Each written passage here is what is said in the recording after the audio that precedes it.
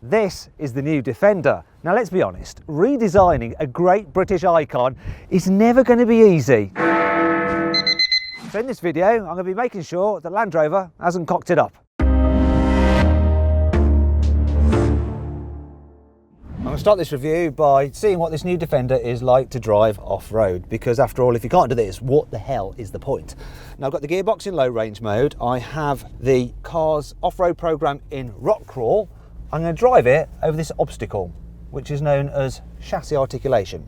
A lot of people have been complaining that, oh no, the new Defender, it doesn't have a traditional ladder frame chassis. It doesn't matter. The monocoque chassis on this car is stiffer than any other chassis Land Rover has ever made, and that helps when you're off-roading. Some other people have complained the fact that it doesn't have rigid axles.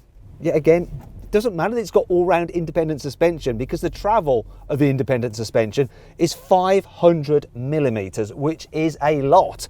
Then when you combine it with the fact you've got this clever electronic program which stops the wheels in the air spinning up, and this particular vehicle has the optional rear mechanical differential which also stops the rear wheels spinning up and gives you constant traction, you can get over anything that the old Defender can and more. Let's do something more difficult. Now, one of the great things about the fact the chassis is like that of a normal car rather than a traditional ladder frame is that ladder frame chassis off-roaders, when you're going over surfaces such as this with potholes and uneven, you get all the vibrations coming straight through into the cabin that it's almost like you're sat on a sex toy. Whereas this, it's much smoother. I'm not getting quite so aroused, but it's smoother. Listen, I promise never ever to use the word aroused in a video ever again. I can illustrate though that I'm not getting vibrated too much by drinking from this precariously full large bottle of water while hooning down this track. So look at that, no spillage. If I'd have been in the old Defender, that would have been all down me like I just dribbled over myself, and that wouldn't look good. The 110 version of the new Defender comes with air suspension as standard, and it's really good for off-roading because you can raise up the ride height if you're about to tackle an obstacle where you think you might bottom out. You can raise it up by a maximum of 145 millimeters. You end up with a total ground clearance of 291 millimeters, which is a lot. To put it into perspective, the old Defender had 250 millimeters of ground clearance. A Jeep Wrangler has about 250. A Land Cruiser Prado has about 210. So now I can get and tackle that horrible obstacle there. I can see where other vehicles have bottomed out. I'm going to put the terrain response system into mud and ruts. So the traction control should then keep me moving, even though it's very slippery. This is my looking over the bonnet face. I don't want to catch the wings because they do stick out quite a bit on this. I'm not bottoming out. This is doing a great job. I can hear the side of the car just touching. I'm sure some other off-roaders might have found that a little bit tricky. Not this though. I tell you what, an extra 4 centimeters over the competition like the Jeep Wrangler, so about that much, that can make all the difference. This new Defender is about 10 centimeters longer between the front and rear wheels than a Discovery, yet it can cope with going over steeper hills because it's got what's known as a better breakover angle. You can do 28 degrees. That's a little bit less than the old Defender, but it's more than the Discovery. Something like a Land Cruiser Prado can do 25 degrees. It's impressive. Now, if I wanted to be really lazy, I could use the all-terrain progress control, which is effectively cruise control off-road. So I'll just press this button down here, and then it'll ask me if I want to select it. So press set to set speed, and it'll just do it for me. I don't have to control anything. It's really handy when you're on very slippy surfaces and you just want to chill out. Look, I'm doing absolutely nothing. The car is doing everything, and I'm going up a steep slope, but I don't care because I'm in my Land Rover Defender and it's got all the mod cons I need to be an expert off-roader, even when I'm absolutely not one at all. A chimp could drive this new Defender off-road. Be like,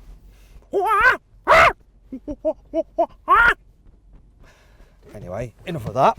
I think I'll have a little drive of it myself. Here comes a slope. Now normally I press this button again to go into hill descent control, so the car will take me down the slope nice and safely, but no, I'm not going to. I'm going to do all this myself, which means I'm going to have to operate the brake. And this is quite steep. I can't see what's going on. I can't see what's going on at all. Oh, there it is. This is quite unusual actually. Doing something myself. I don't need to, I just want to. And that's the idea with this. All the electronics are there to help you out if you want them to, or you don't have to use them. It's up to you. Now, that's interesting. This is tricky. So one of the key things with off-roaders is the approach angle. When you come down a slope or you're going up a slope, you don't want to bottom out your chin on the floor. This has a really good approach angle for a modern off-roader. So it's 38 degrees. So that's better than the Discovery. It's better than a Jeep Wrangler, and it is better than a Land Cruiser Prado.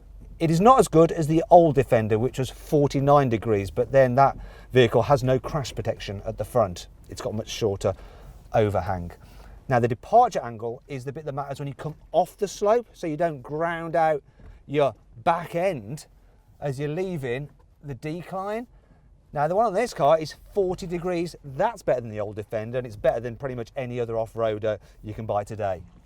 So you can get down steep slopes safely without damaging your expensive SUV. Now this looks a bit tricky. Oh, blooming heck. Whoa, whoa. It's so stiff and tough, this thing. It can really take whatever you throw at it. It's just absolutely unstoppable. I tell you what, I'd like to get my mum to try this out because I reckon she could do it just as easily as me. Would you like to see that video? If you would, let me know in the comments box below. We'll make it happen. Finally, I want to check out the new Defender's wading capability. So here's a lovely water feature, and I'm going to go drive through it. Now I have sensors in the door mirrors which can measure the depth of the water, and it's showing me on the screen here. And I can wade up to a depth of 0.9 of a metre, which is as much as any other off-roader can do. In fact, only Land Rovers can go that deep. The old Defender could only do half a metre. This is reading probably about 0.8 of a metre, which means the old Defender would have drowned. In fact, a Jeep Wrangler would drown in this much, and so would a Land Cruiser Prado. But I can keep going. In fact, I should give the car a bit of a wash off.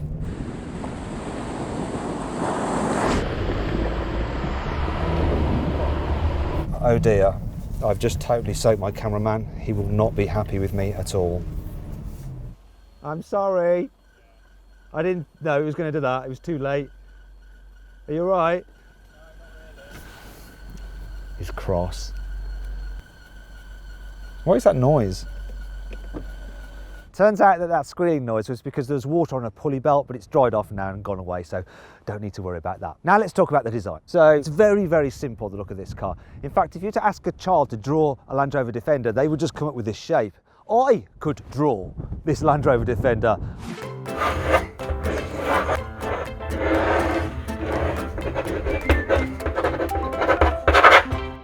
Thing is though, when you get up close to it, it doesn't look as simple as it actually is. There's lots of surfacing going on. Reason for that is, if you just had purely flat body panels, it would look a little bit ridiculous. Yeah, sorry about that, Elon. Here at the back, there's some classic Defender design cues. So you've got a spare wheel attached to the tailgate, which is very flat, and it's hinged at the side rather than at the top. Oh, look at that. But it's modern too, look! You can get it with soft close. So, oh no, it's too heavy for me to shut, but the car does it for me. It's also got these alpine lights there, so you can stare up at the mountains that aren't here. It's classic. Here at the front, it doesn't seem quite so classic. If it didn't say Defender there, I probably wouldn't know. Yeah, it's got roundish headlights, but for me, that's the only thing that reminds me of the original Defender. In fact, it's very much got a face, this car. Can you see it? Look at it, its eyes, nose, big old gob. Also, if you get it with the Winch Pack, you then get this black surround, and it makes the car look like it's wearing a face mask. It's as though Land Rover predicted the pandemic. Here on the inside, there is also very little similarity to the old Defender, but that's a good thing. In the old car, the seating position was kind of really uncomfortable. It was like you're holding some extreme yoga pose. It took ages to get used to it. Whereas this one, perfect. It's very car-like. Then there's the quality of the materials. In the old car, like the plastic and the switches and stuff were made out of old recycled Lego bricks, whereas this is much better. So this is a nice rubberized material here. This is soft fabricy leatherette. This is squidgy on the dash. There's some textured material here. It's all very good. Only the bits lower down feel cheap, and they're not too bad.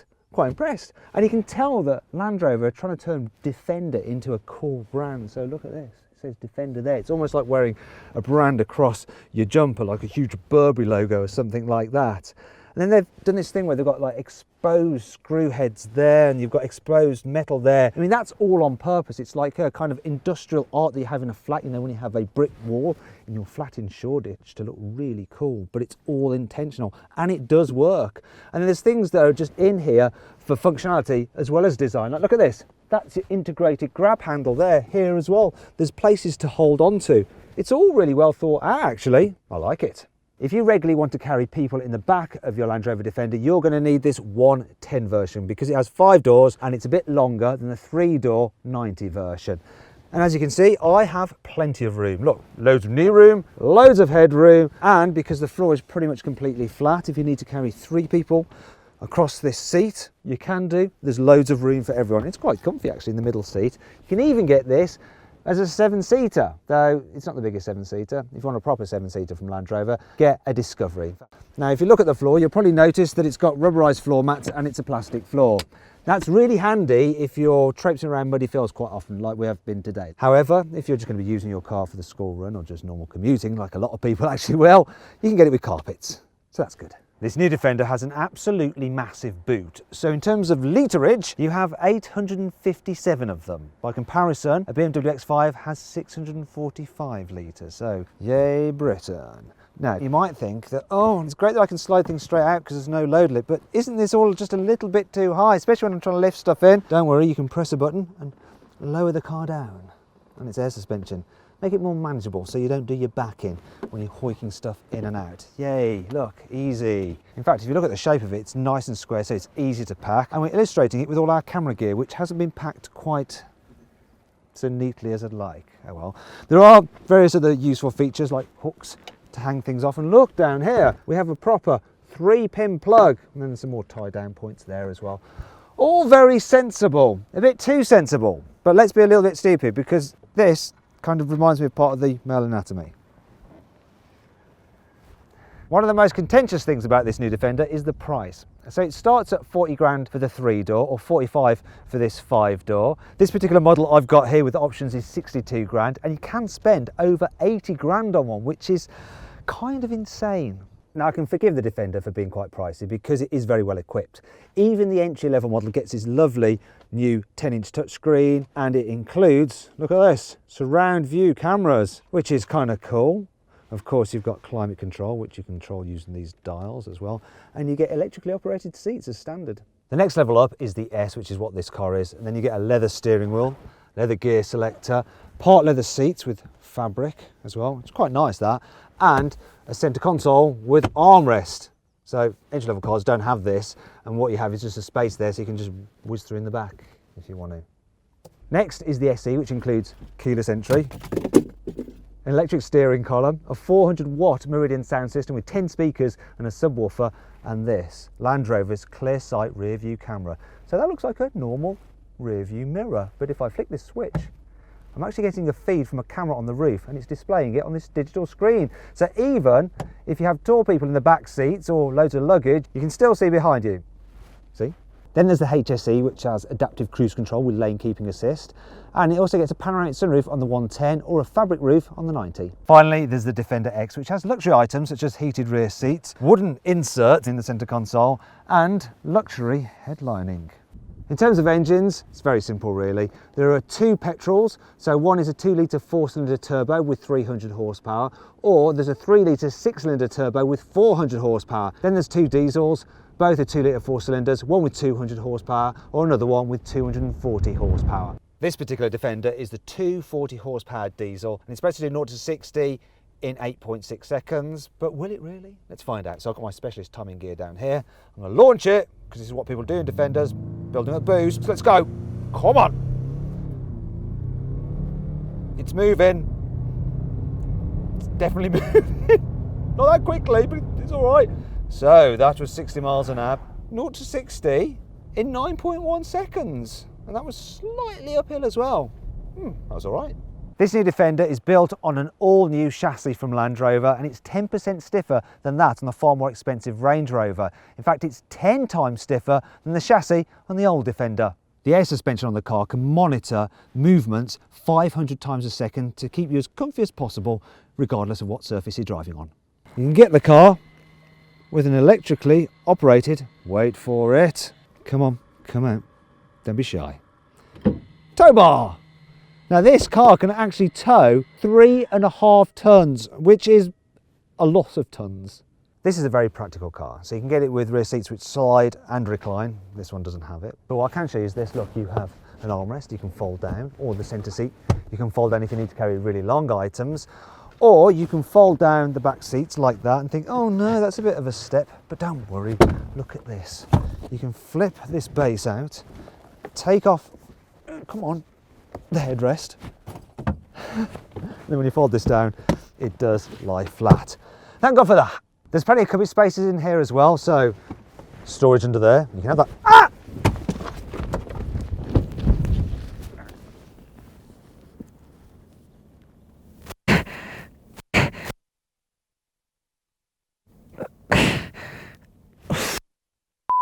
Cubby spaces are really good in here, so you've got some storage under there, and you can have that as a fridge. There's cup holders here, more storage here. The glove box is only okay, but it doesn't really matter because you've got all this space up here, more space here. Huge door bins as well, look at that, they're big. And then you've got these airplane style folders in the seat backs, and decent sized door bins as well for the rear passengers. Let's talk technology. It's pretty good on this car actually. The new infotainment system is fairly simple to navigate. I like the graphics as well. They're nice and sharp, and the screen is reasonably responsive. I also like the digital driver's display. It's quite easy to work your way through it, and you can cycle through different menus and move through all different screens just as you like it. However, I don't think it's quite as good as that in a Mercedes GLE. In fact, if you click on the pop-out banner up there, you can see my full in-depth video review of that car. However, this Defender does have the Mercedes lick for connectivity. So you've got plenty of USB connectors here. There's one there and a USB-C there, as well as the old-fashioned 12 volt. Another USB port there. Then there's some more connectivity down here. Look at all this, there's a whole bank of them. Everybody is going to be able to keep their mobile device fully charged. Now then, it's time for the Car Wow 5 annoying things about this car. While you can get the 90 version on core springs, you can only get the 110 on air suspension, which is kind of good, but kind of bad if you're doing lots of trail driving, because you can take out your air suspension if you suddenly lose a sensor and then you can't drive, whereas if you've got core springs, that ain't a problem. The smallest wheel size you can get on the new Defender is 18 inches, which isn't ideal if you're a hardcore off-roader. You'd like a slightly smaller size so then you have more tyre sidewall, so that when you let your tyres down, you can increase the footprint by quite a lot, and that's really important when you're driving on sand. I don't know why Land Rover's interior department didn't manage to get these seat back pockets to actually match the colour of the back of the seat. Surely it's not that hard? There's no doubt that this car is a proper off-roader, so then why didn't Land Rover manage to make the doors cover the whole of the sill? This last bit is exposed, which means that when you're getting in and out, you're going to rub your trousers on that and get them all dirty like I have. And they should know about these things, it's their business. Land Rovers aren't known for their reliability, so while it doesn't really matter so much if you're using this car for the school run, you don't want to be breaking down if you're venturing into the outback. Yeah, you might want to rely more on a Toyota than one of these. Just saying, and that's coming from a Brummie as well. Thankfully, this car has plenty of cool features to help make up for all this. Here's 5. This car's roof rack can take up to 168 kilos when you're driving along. When you're stationary, it can cope with 300 kilos, which means you can actually mount a specific 2-man Land Rover tent on there and just camp out in the Serengeti away from all the lions. You can use the car's 4x4 information screen to measure angles of slopes. So I'm going on a side slope and I'm measuring it at 24 degrees. That's impressive. Now if that number reads 180 degrees, you know things have gone very badly wrong. The load cover is a really neat fabric design because it will cover up your luggage, but it's also super easy to remove and it doesn't take up any space because look at this. You can damage your camera as well while trying to illustrate part of the car. Brilliant. Look, you can just fold it up like that. Stay good. Or you can wear it, look at that, as a sarong, which is basically a man's skirt. You can get lots of different accessory packs depending on what you want to do with your Defender. There's one called the off-road pack, which moves the air intake for the engine, which is normally there, up there, which is handy if you're driving in very dusty environments. You can also get something which is like a portable shower for the boot, so you can have a nice shower when you're just out in the countryside camping. You can get an optional winch pack for about £5,000 and you can control it remotely. Look at that. Yeah, come to me. Come on. Really handy if you've got yourself stuck. Obviously we're not stuck here, just doing a demonstration. Now it's time to find out what this new Defender is like to drive on road. And let's start by testing it in town, because after all, this is where most people are going to be driving it rather than off-road. The first thing I like about it is the air suspension. Now air suspension's a bit like the automotive equivalent of Valium, because it just makes everything all soft and floaty and relaxed, and then it's like speed humps. Yeah, whatever. Takes the sting out of pottering around badly surfaced British roads. Then there's the steering. That's super light as well. Makes it easy to maneuver. You've got good visibility because you're sat up high. There's some huge door mirrors. There is just one thing that's a bit odd, and it's the brakes. They're electrically assisted. When you touch them, they come on really hard. I mean, the car behind me almost went into the back of me. Here we go again. So all traffic lights, it's like I can't drive. Now it does take a while to get used to, but once you get used to it, you are just more gentle on the pedal. Other than that, this is super easy to drive in town. One thing that's not so good though is the rear visibility because of that spare wheel. I really can't see the car behind me. When you get out on a faster road, this is so much better than the old Defender. It feels like a luxurious SUV. Get a bit of noise from the off-road tyres, but I'm sure if you've got road tyres on it, it's going to be quieter. It's chilled, comfy, relaxing. Let's see what it's like at kicking down a gear if I need to overtake. So I'm doing 44 miles an hour, floor it. A bit slow, but now we're going, and that's quick enough. It's not going to help the economy doing that though. So this one's averaging 24.8 miles per gallon. Should do about 31 miles per gallon. The reason it's probably so low is because I've been off-roading all day, and that does affect your fuel economy. So it's all right, I guess.